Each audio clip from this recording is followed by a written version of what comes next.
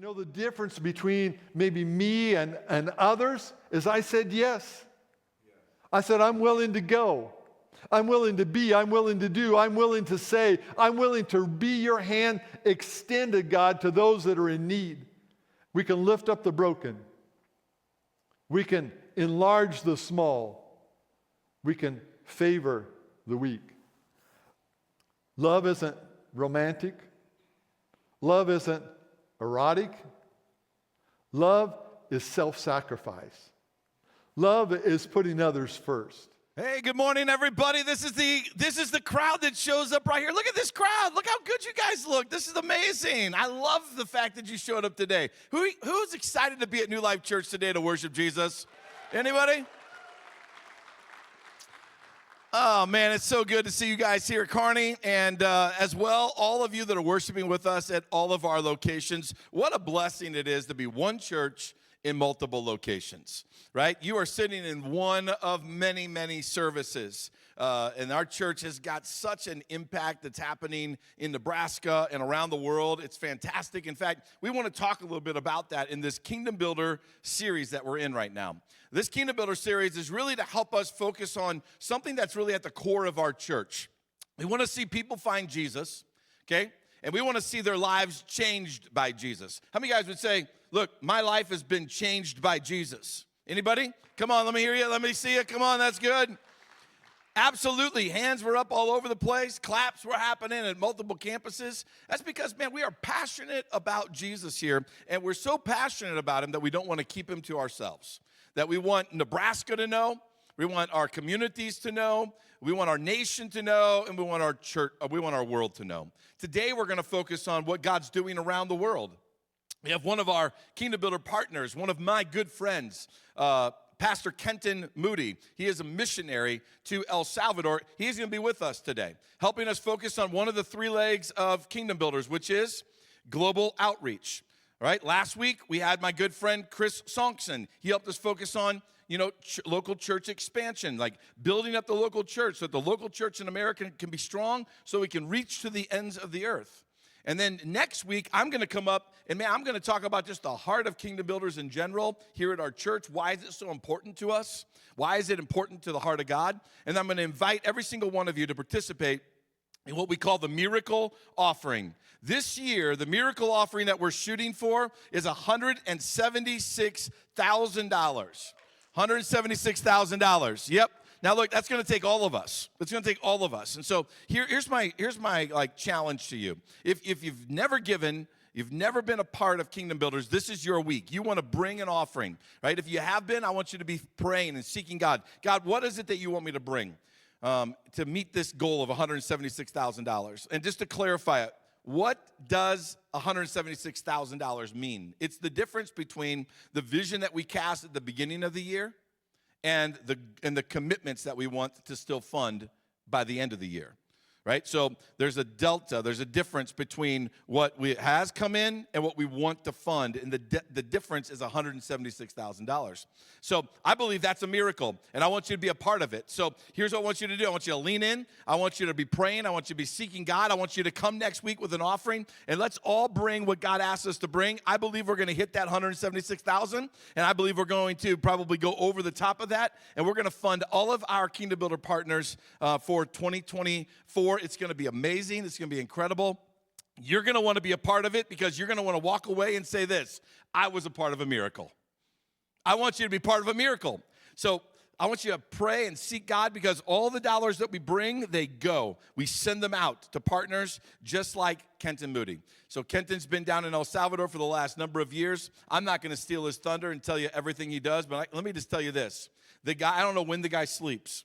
Right? He's one of these kind of guys. He just goes, and goes, right? He loves people. He loves the Lord.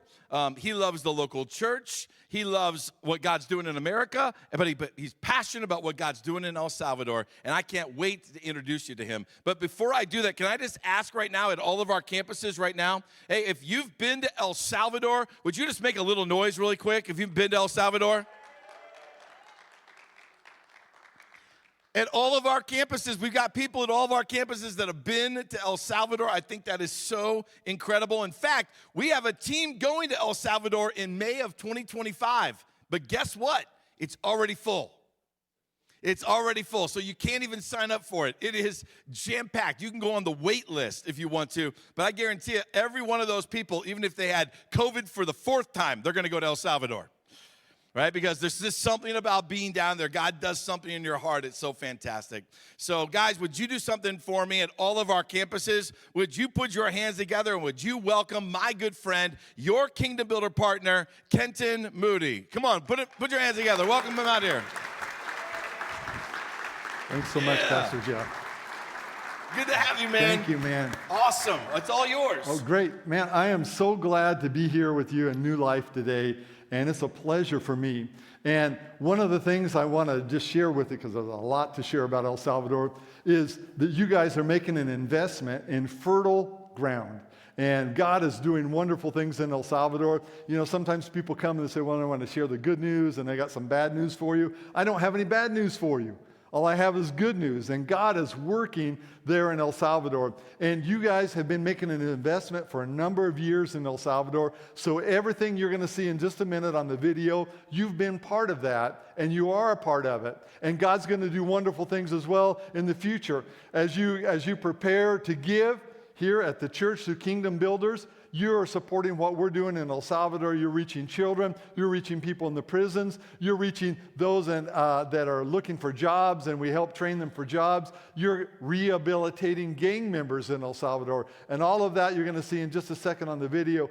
And I'm here to say thank you. Thank you on behalf of those that receive. Thank you on those that are part of our ministry. We're just so grateful to New Life. And what you're going to see on this video, I'm not capable of doing.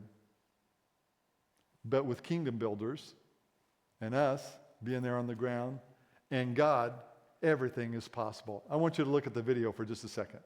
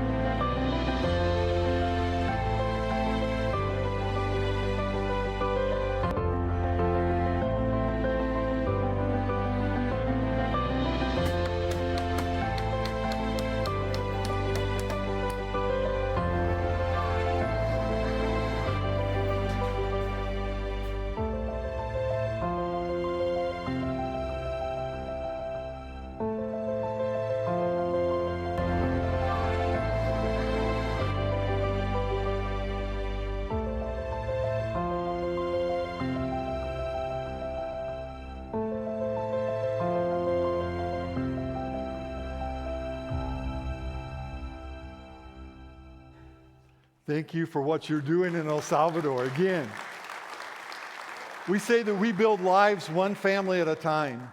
And you can see whether it's doing construction in the houses and helping people to get out of black plastic or rusted tin with dirt floors, if it's helping somebody in the prison to change their lives and be transformed, that's what God has called us to do.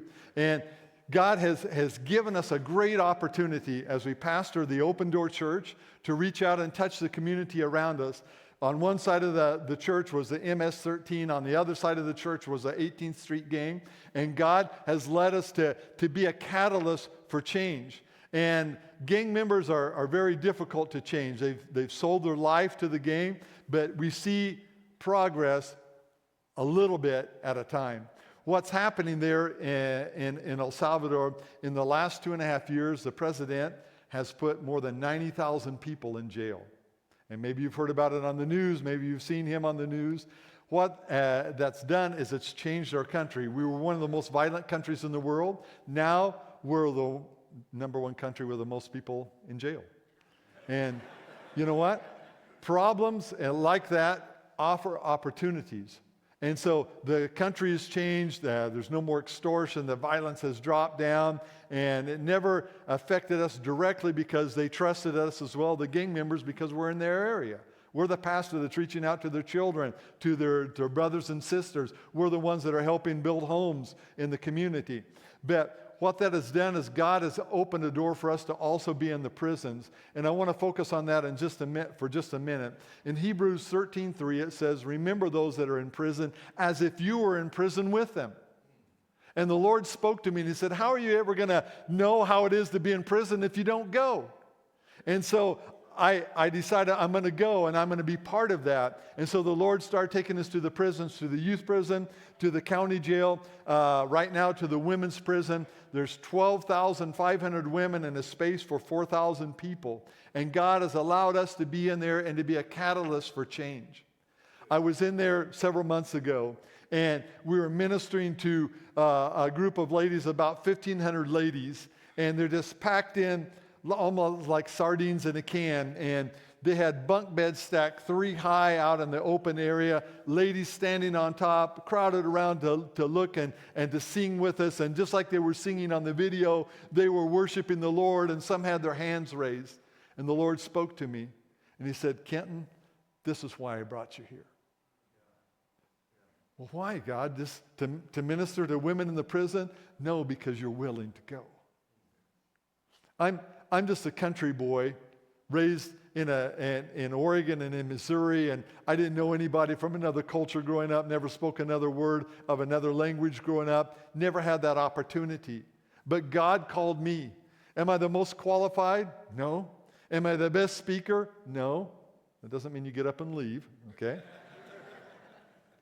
Am I the best missionary? I don't know. I'm doing what God's called me to do. But you know the difference between maybe me and others is I said yes. I said, I'm willing to go.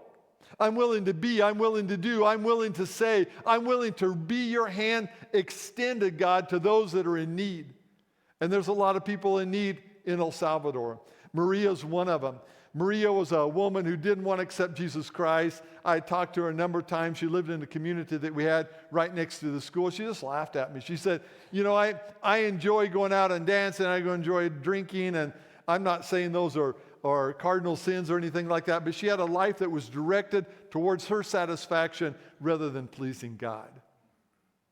And we spoke to her again and again. And one time she came to church with her daughters because her daughters came to church regularly.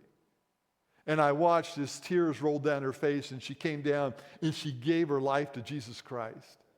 Her husband was killed by gang members several months later, and she was left a single mom with 4 daughters. We reached out to her, and we got her a job in our school in the snack area, selling all of that. She could make an income. We let her 4 daughters go to school and for free. And one of her daughters is in our Youth with the Future scholarship program that the New Life helps sponsor as well. And God has done such wonderful things. Now, if you come to our church, she'd be one of the ones greeting you out the door or cooking in the kitchen for the feeding program that we have for the children and the elderly before the service. God has changed her life. Maria is transformed because we were willing to go where she was. Angel's another one. Angel's just turned 10. and just a quiet young man. I met him when we went out to build a home for his family. They were living in a tin shack with a dirt floor, single mom with 3 kids. The dad's in prison. She's selling food or whatever she can do, working on a coffee farm to make ends meet. And I asked Angel, I said, Angel, would you like to go to our school? And he said, yes, I would. He's a smart young man. I could tell by how he was watching as we built the house and nailing and getting involved. And so I asked his mom, and her first question was, how much does it cost? I said, you don't have to worry about anything. Eunice and I, we're going to sponsor Angel to go to school. Within 2 months, I noticed that he was carrying the flag.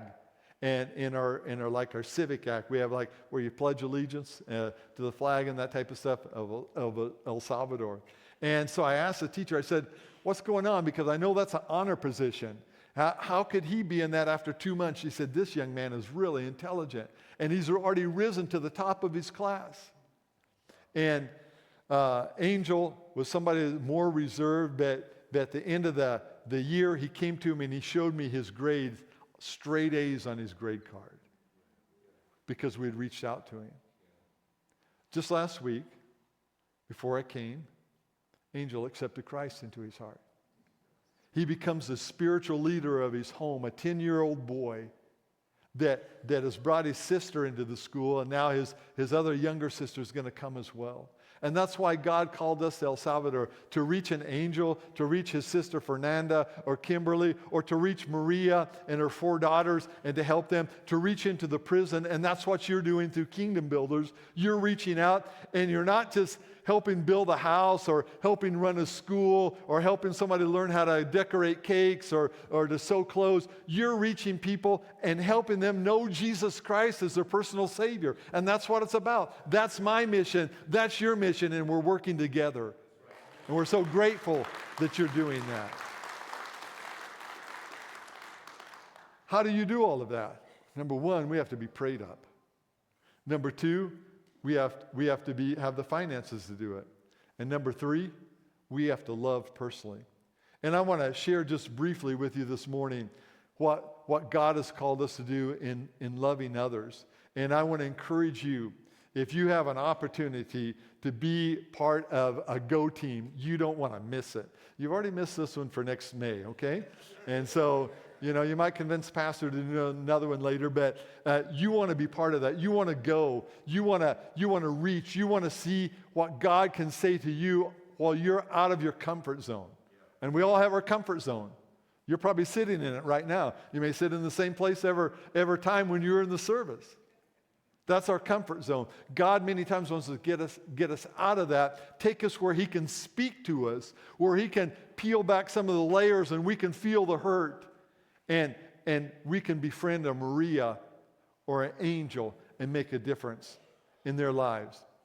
In John chapter 13, which is what my verse is coming out of this morning, it teaches us about habits. How many of you have habits in your life? Some of you have it right there in your hand. I saw a pastor with this habit. It's sitting right over there. It's called coffee, okay? And in Spanish, it's a 4-letter word, café. Okay? Not saying it's bad, but it's a 4-letter word. But you know what? We all have habits. And I would like to hide my hands right behind my back right now because I have a habit. You know what it is? Same habit you have, biting your fingernails. Some of you do that. Don't want to raise your hands. All my life, you know what? My mom tried to get me to quit. My wife tries to get me to quit. And I don't even know when I'm doing it. But I look at my fingernails and they look ugly. Because I have a habit in my life of abiding that, and that's just part of who I am, maybe. But you know what? We also have good habits in our lives, and that's what I want to talk about today, about the habit of loving. When I was raised in a great home, my parents have gone on with the Lord. They taught me good habits. You know what? One was to get up in the morning and make my bed. How many of you made your bed before you came this morning, okay? That's a great habit. I think it was a Marine general who made a bunch of money off of writing a book about making your bed first thing in the morning really determines how you're going to live your life. Hopefully that's not the case, is it? But you know what? My parents taught me to stand up when somebody older than me comes into the room. That's getting harder to do as I get older, Not just to stand up, but to find people that are older than me, okay?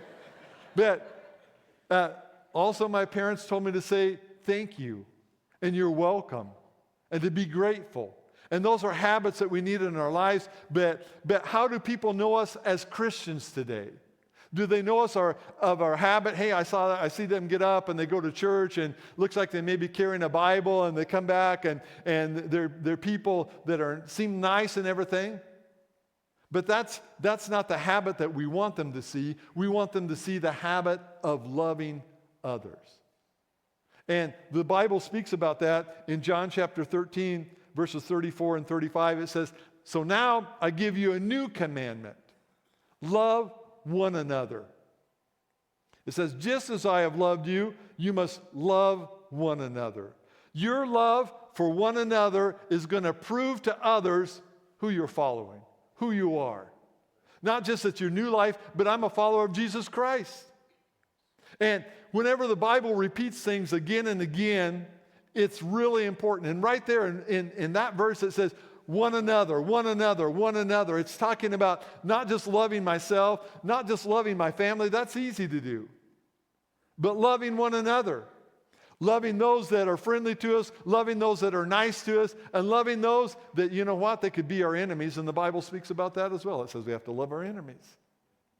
And these are habits that God has called us to have. And love is an attribute of God. It's part of His characteristic. It's part of who He is. And the Bible tells us that He first loved us before we loved Him.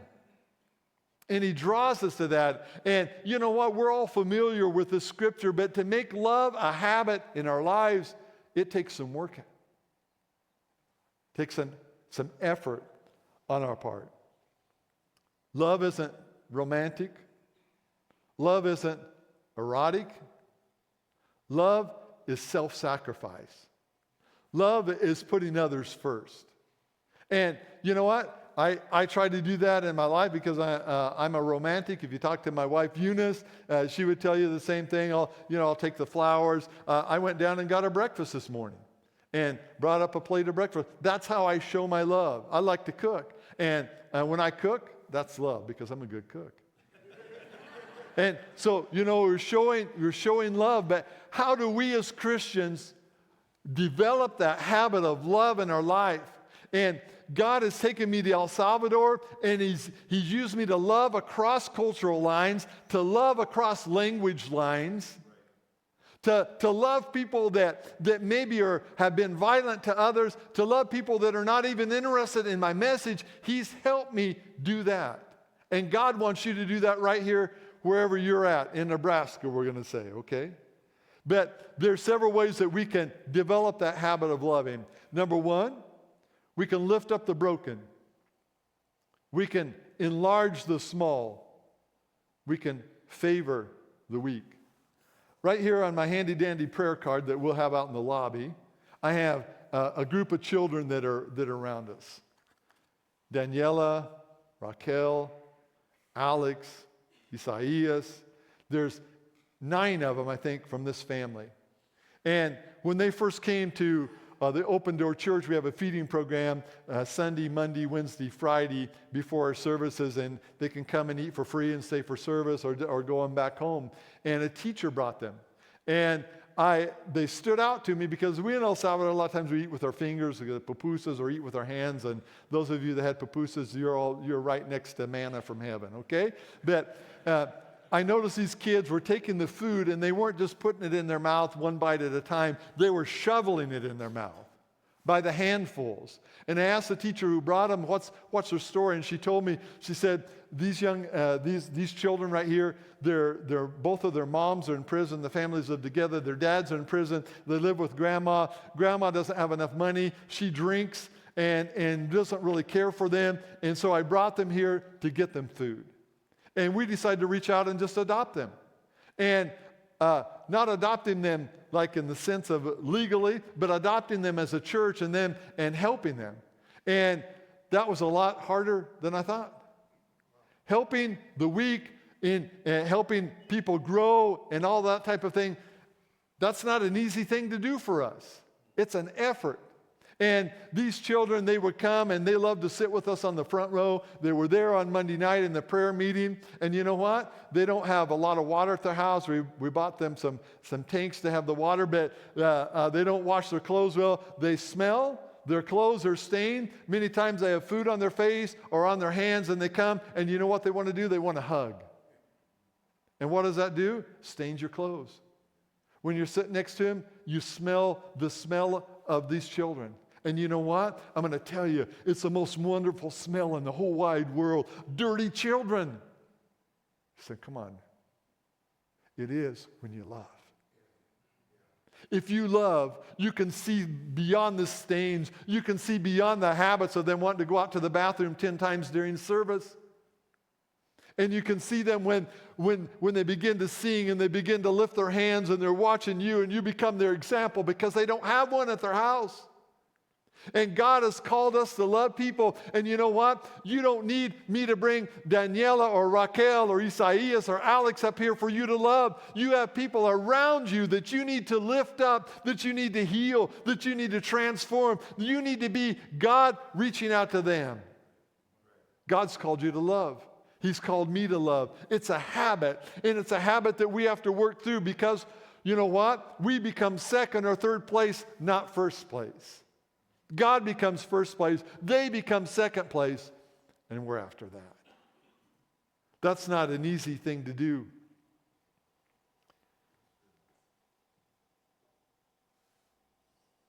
The second thing I want to mention to you is we have to be patient with one another. I think of myself as a patient person, but you get me in traffic, oh man. I don't know if you feel the same way. You get me in a line in El Salvador, that's one of the biggest cultural clashes I've had. There's not a lot of customer service there. And so, you know what? I'm looking at things, I'm saying, how long am I going to be in this line? You know what? I don't have time for this. I'm a busy man. But God's called us to be patient with others. When we're patient, we're showing His love in true form. And to be patient, how are we going to do that? Through trials and tribulations and people bothering us? God's called us to reach out with humility. It says in Colossians 3:12, since God chose you to be His holy people, He chose you and me. And loved by Him, clothe yourself with tender compassion, kindness, humility, gentleness, and patience. That's something we have to wear. We have to put on every day. We have to be patient.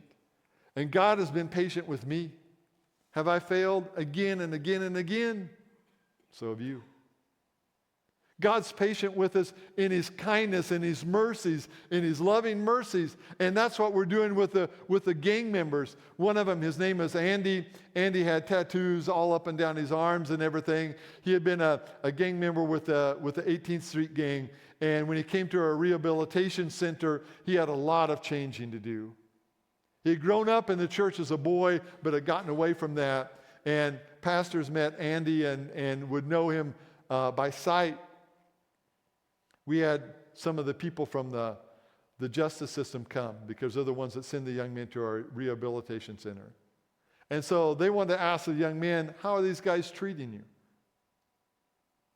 And it had been a tough one. We are patient with him again and again and again, helping him work through, not kicking him out when he did infractions of the rules. He said, you see those guys over there, the pastors? Those guys love me. That was the greatest compliment I could have ever had. Not that we're providing for him, not that we're giving him job training, not that we're helping him with his education, but that we love him. And you know what? That love was shown to Andy through patience. Third thing I want to mention to you to show God's love is to be generous. And the first thing that comes to our mind is like money. You know, I got to give. But you know what? God doesn't always want us to give financially when we're talking about generosity. He wants us to give of ourselves. And I don't want to take away from the offering next Sunday. But I believe God wants us to give, and we give. My wife and I give, and that's really important. But what it's talking about here is being generous in spirit. And it's so important, with our talents, with our time, everything that we have, God wants to give of ourselves. And I try to do that. I try to give of myself, going out, building the homes, helping the people, and sharing food. Whatever the case may be, we want to be generous in that. And it says in 2 Corinthians 9, in 2 or 3 verses, it mentions generosity 7 different times. 7 times. When the Bible repeats, again, it's important for us. Be generous, be generous, be generous. Generosity is another attribute of God. It's how He shows His love. He says, I will open the windows of heaven and pour out on you. That's generosity. And He wants us to replicate Himself. He wants us to do the very same. When He talked about the Good Samaritan, at the end of it, He says, go and do likewise. Go and help others. Go and give of yourself. Be generous. We go to the county jail every week. This week we had 13 people come to know Jesus Christ. And God's doing wonderful things. We've had hundreds saved in the jails this year. And about a month ago, somebody arrived at the church, and he was there. I get there early, and he was waiting for me. He said, hey, Pastor. I said, hey, how you doing? You're new, aren't you?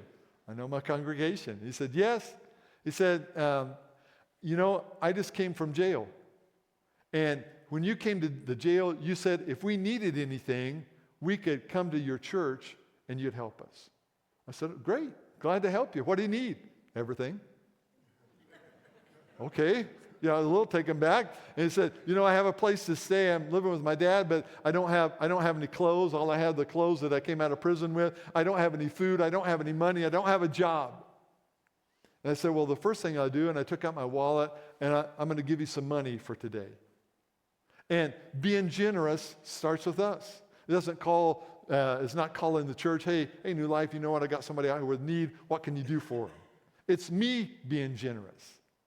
And I told Ephraim, I said, you know what? If you'll come back tomorrow night, we'll get some clothes for you. We have prayer meeting tomorrow night. In fact, if you'll come tomorrow, we had a team there. If you'll come tomorrow, we'll use you to help build the house.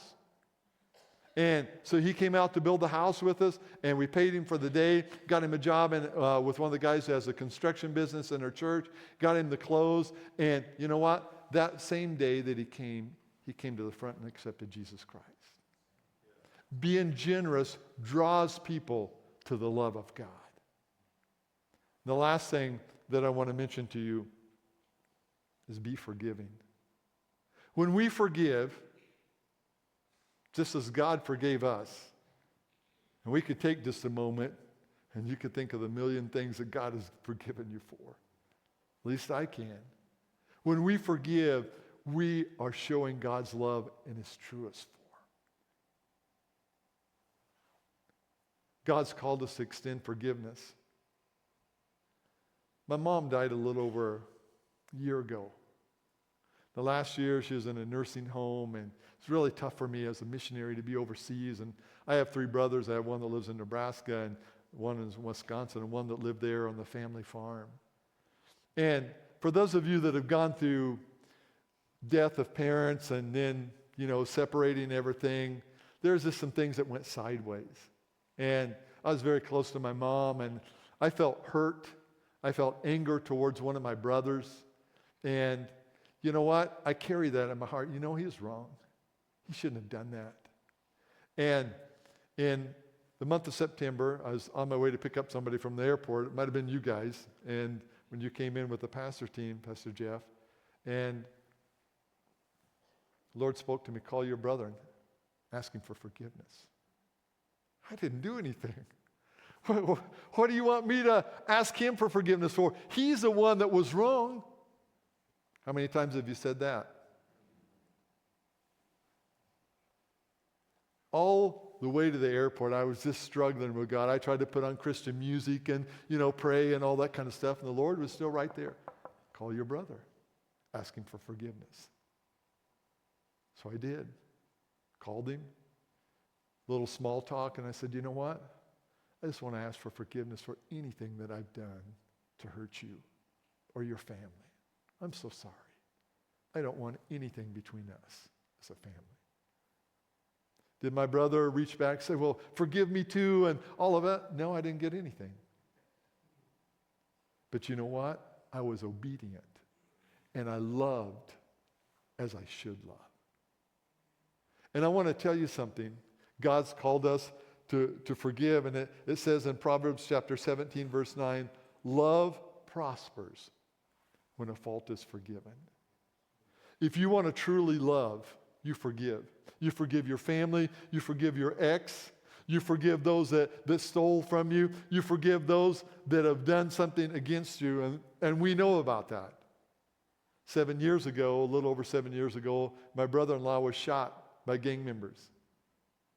He hadn't done anything wrong, was not a gang member, he was on a sales route, and they were after the guy that was driving the truck with him, and they shot him as a witness. Didn't even rob the money he had on him.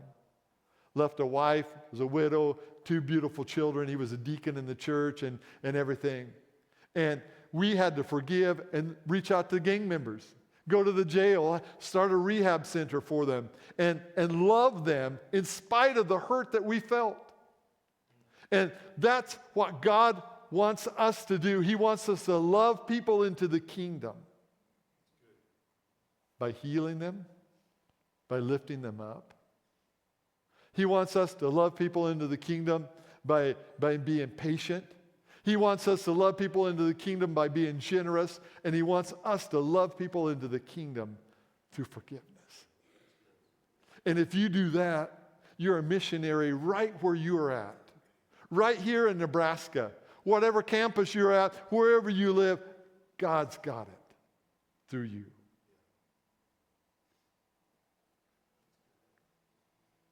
Develop the habit of loving. Let God love through you. Be that instrument.